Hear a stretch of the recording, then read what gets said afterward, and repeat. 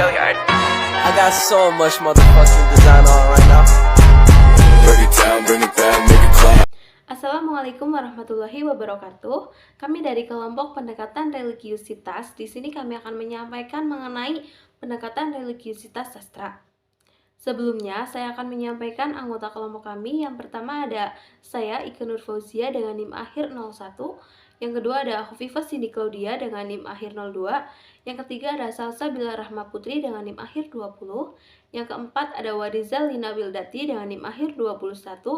Yang kelima ada Rahita Heksa Widatama dengan NIM akhir 24. Dan yang terakhir ada Risa Anggita dengan NIM akhir 39.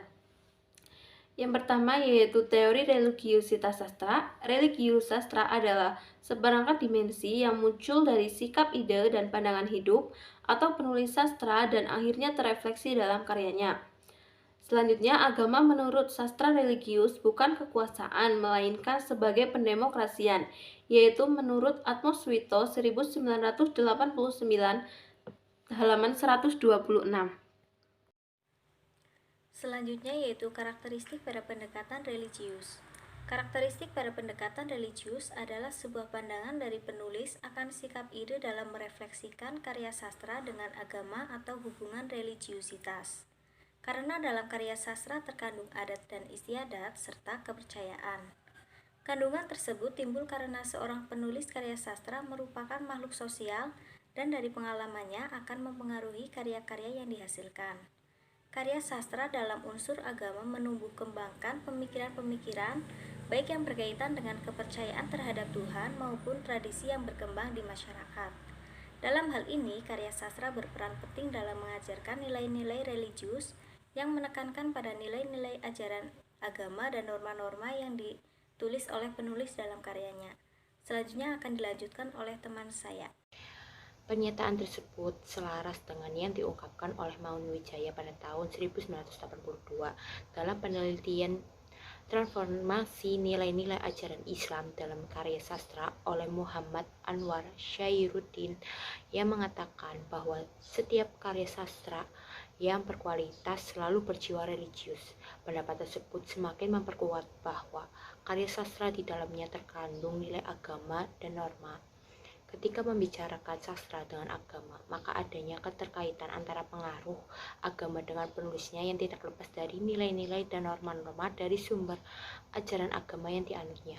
Ciri-ciri karya sastra yang berkaitan dengan agama yaitu isinya berhubungan dengan agama dan yang paling penting adalah penulisnya ahli dalam beragama.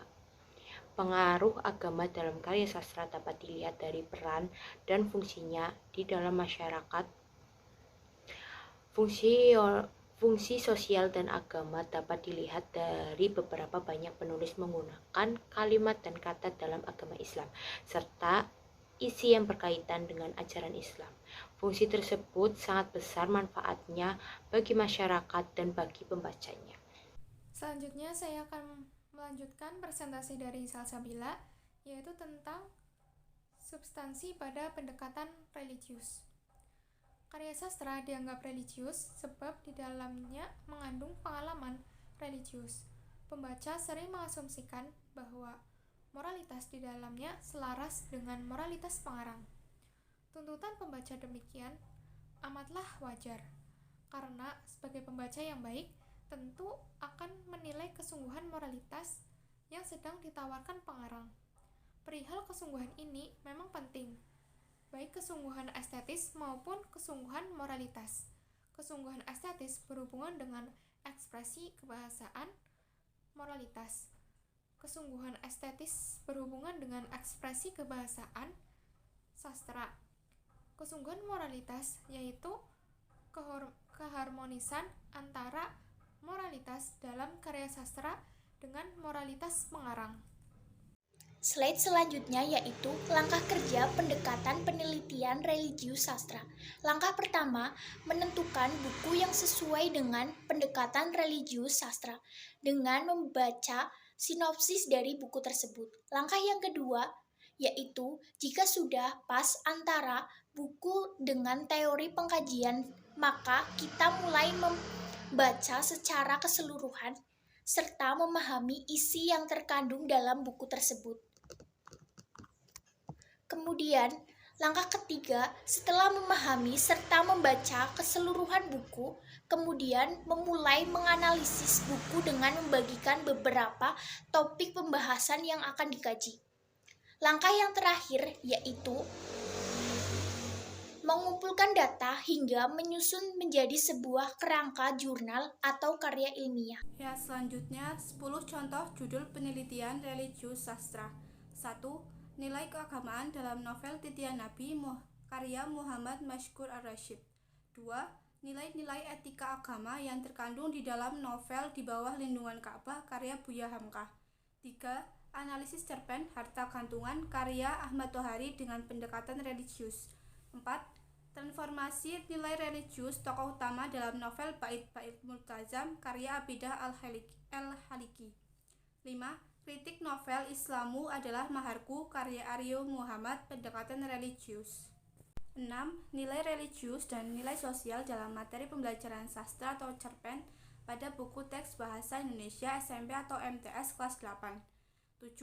Nilai religiusitas Islam dalam kumpulan cerpen lukisan kaligrafi karya Al-Mustafa Bisri atau suatu pendekatan religiusitas sastra.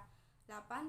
Religiusitas tata cara temu mantan dalam upacara perkawinan adat Jawa di Kabupaten Kediri.